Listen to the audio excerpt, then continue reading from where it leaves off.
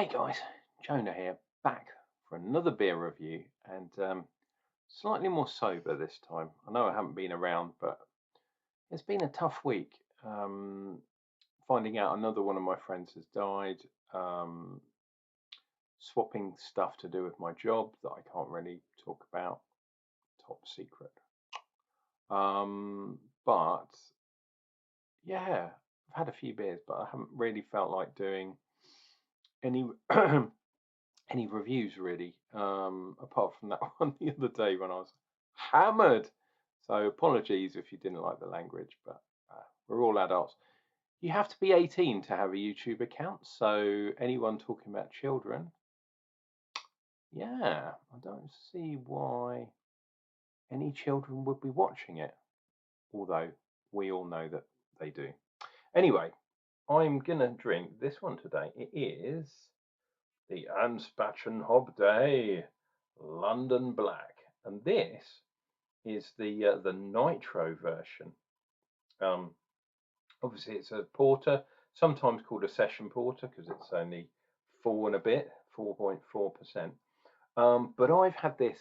I think I thought I'd had it a couple of times. So I think when I was at a festival, I forgot to upload it onto Untap, which is crazy. But I've definitely had this on draft, and I think I've had it on cask as well. And obviously this is the Nitro can version, which is really cool. Let's put that up and see if we can read this to you. Okay, so it says, inspired by London's brewing heritage, this is a truly sessionable porter. Brewed for a smoother mouthfeel, perfectly balanced with cascading notes of coffee and chocolate. A beer that champions the rich history of London porter, an independent brewing, blah blah blah blah blah, London Black, etc. etc. That can size, that's weird, 4.7. Very odd, but that's cool. I guess it's got to be a bit bigger to get the widget in. I'm not sure. I'm not going to shake it because I really don't want to. Now, the trick with these bad boys is to get it in the glass as soon as you possibly can after opening it. So this is going to be slightly crazy because I'm going to do it slightly off camera.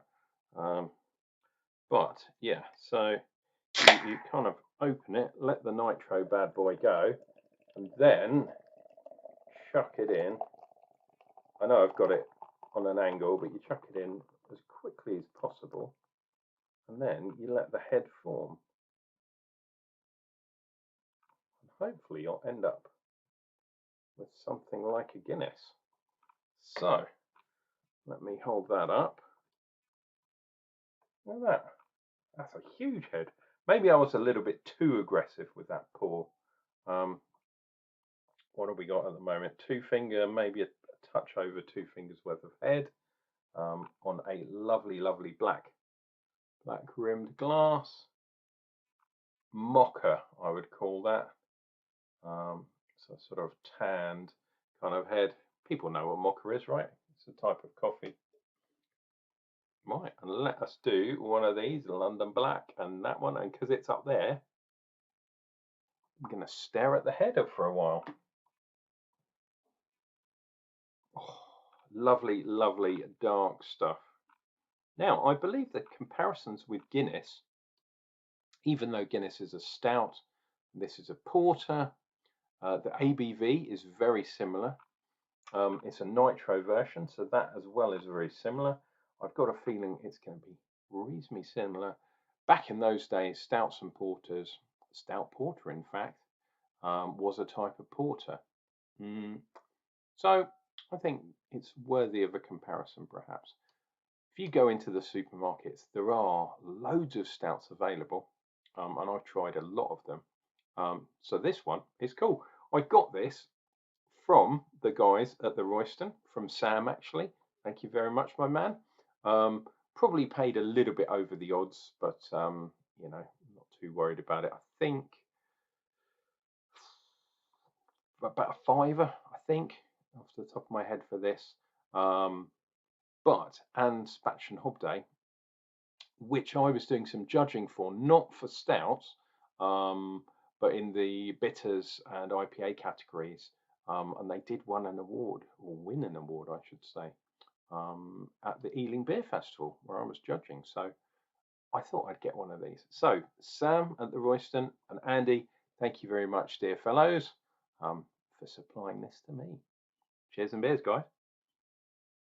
Oh, lovely coffee, mocha, leather, bit of smoke in there, very roasty. A little bit of dark sugar, like kind of demerara or that kind of thing, like a dark sugar, molasses perhaps, something along those lines. Black treacle, maybe. Cheers and beers, guys.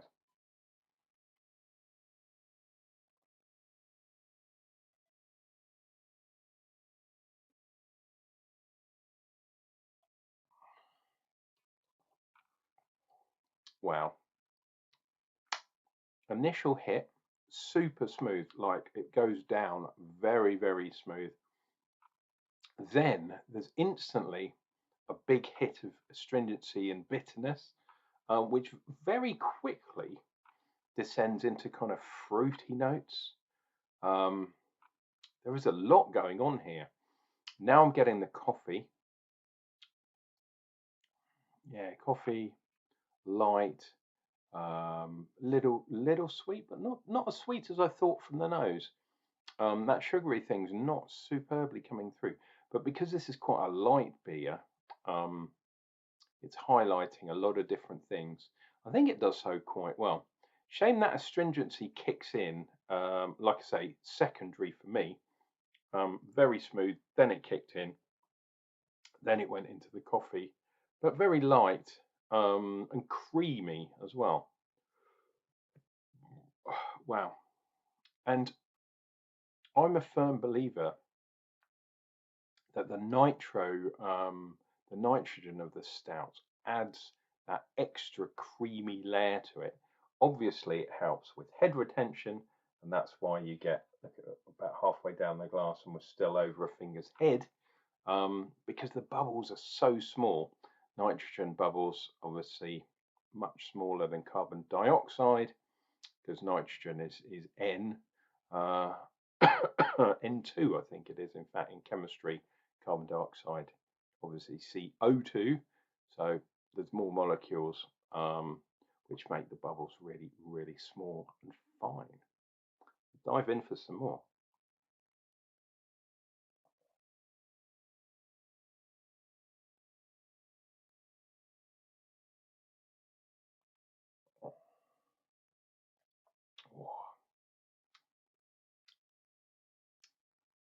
Yeah, that astringency, that bitterness that comes in, has a touch of fruit to it.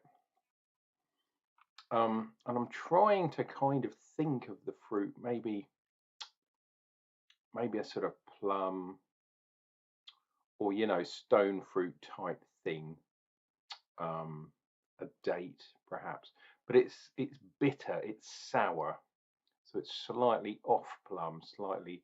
You've left the date on the palm for too long perhaps, and it's gone a bit fizzy and alcoholic.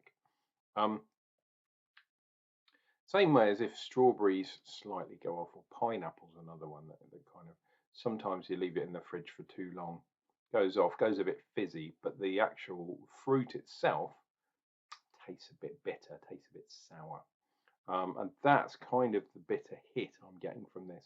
No doubt it's coming from some of the malts used, which I don't exactly know, but it's definitely got that fruity edge to the kind of bitterness, the astringency, which is not superbly high, but because this is quite a light beer, obviously it's a dark beer, it's black coloured, but what I mean is the mouthfeel is quite light.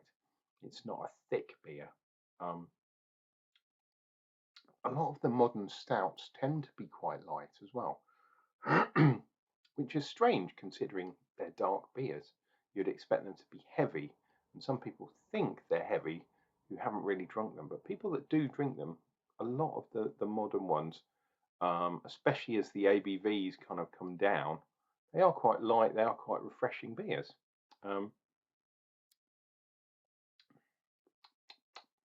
yeah, and that coffeeness and sort of to some degree chocolate. Maybe that's this. Maybe that's something to do with it. Yeah. Now that I'm thinking, it's a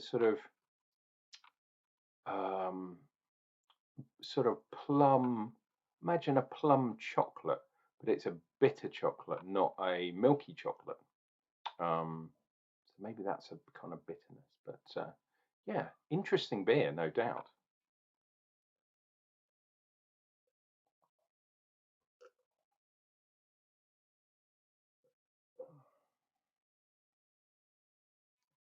Oh, very, very nice indeed.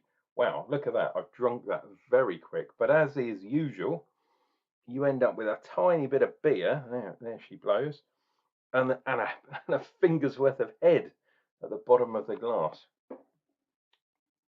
But yeah, a perfect beer for the weekend, especially when we've got a little bit of sun left. And there's even a sort of flying dove, which is their kind of logo with a almost looks like a hat of a doctor Pesto, the plague doctor on that kind of bird there, which is weird. But there we go. London Black Nitro Porter by Anspach Hobday. I would definitely suggest you try that beer. Um, yeah, I'm pretty sure that it did pick up some awards as well, which is cool. But my memory is not as it should be. Um, but yeah, if you're up at London, try and seek that out. If you go to Bermondsey and doing the Bermondsey Mile, make sure you stop at Anspach Hobday and try and get one of these beers. Anyway, this has been Uncle Jonah, slightly more sober than I was last time, drinking beers for your entertainment and so you don't have to, seeing if there's any left in the bottom. Uh, trying to put a tiny bit left in there. Anyhow, take care of yourselves, take care of each other. Make sure you tell the ones that you love that you do love them because you never know when things happen. And I'll be back with another beer review, and that's coming real soon.